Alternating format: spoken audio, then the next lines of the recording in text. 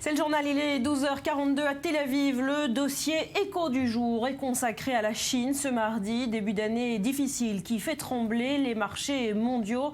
Et c'est bien la santé de l'économie chinoise qui inquiète. Le scénario d'un krach boursier comme cet été semble plus proche que jamais. Le rappel des faits en images avec Johanna Citruc.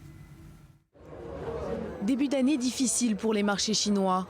Le CSI 300 qui regroupe les principales capitalisations boursières du pays n'en finit plus de dégringoler. Depuis le 1er janvier, l'indice a perdu pas loin de 15%. Et ce, malgré la mise en place d'un mécanisme anti-volatilité. Si la chute dépasse 5%, les échanges sont bloqués pendant 15 minutes. Si elle va au-delà de 7%, la séance est suspendue. Et c'est ce qu'il s'est passé la semaine dernière à 2 reprises, le 4 et le 7 janvier.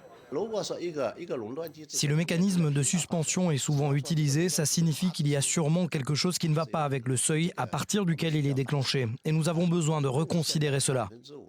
Cette mesure a été adoptée par Pékin à la suite du krach boursier de l'été dernier. Elle est entrée en vigueur le 1er janvier. Si certains réclament quelques ajustements, pour d'autres, elle serait contre-productive.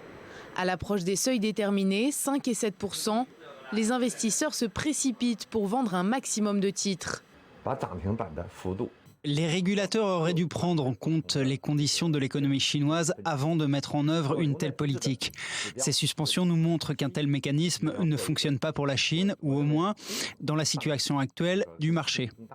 Cette instabilité des bourses chinoises est liée aux craintes des investisseurs. Des inquiétudes au sujet du ralentissement de la deuxième économie du monde, mais aussi des conséquences que cela pourrait avoir. La Chine est une économie importante au sein de l'économie mondiale. C'est la première ou la deuxième économie au monde selon la façon dont vous la mesurez. Donc si l'économie chinoise ralentissait rapidement, cela aurait clairement une répercussion sur le reste du monde. En décembre et pour la 5e fois consécutive, l'activité manufacturière s'est contractée. Sur l'ensemble de l'année 2015, le commerce extérieur a reculé de 7%. Des chiffres qui suggèrent que la croissance chinoise pourrait connaître sa plus faible performance depuis 25 ans. Voilà, et la confirmation est tombée ce matin avec ce chiffre. En 2015, la croissance chinoise s'est établie à 6,9%, son plus bas niveau depuis un quart de siècle.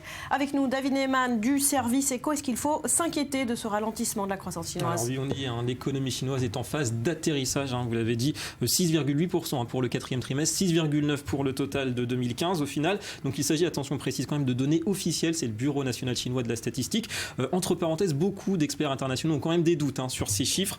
Ils évoquent plutôt une croissance entre 2 et 3%, parce que c'est vrai qu'il y a des moyens parallèles de mesurer la croissance. En tout cas, on va quand même se baser sur ce chiffre de 6,9%. Alors c'est vrai que c'est le plus faible en un quart de siècle, mais ça reste quand même une progression considérable. On parle de la deuxième économie mondiale qui aurait créé plus de 700 milliards de dollars de richesse supplémentaire rien que l'an dernier. Mais au-delà de ces chiffres, d'abord, pourquoi ce n'est pas si inquiétant cet atterrissage? D'abord parce que l'essentiel du décollage chinois a eu lieu sur les 30 dernières années, avec une croissance du PIB de 900%. C'est considérable. On est passé à 11 000 milliards de dollars de PIB aujourd'hui, donc la barre est très très haute, c'est difficile de rester encore sur de l'hypercroissance. Ensuite, c'est rassurant peut-être pour les marchés, puisque Pékin admet avec cet atterrissage qu'il faudra maintenant adopter des mesures de soutien à l'économie pour accompagner donc ce changement de modèle, ce changement de cette transition d'une croissance tirée vers l'exportation à une croissance tirée davantage par la demande intérieure.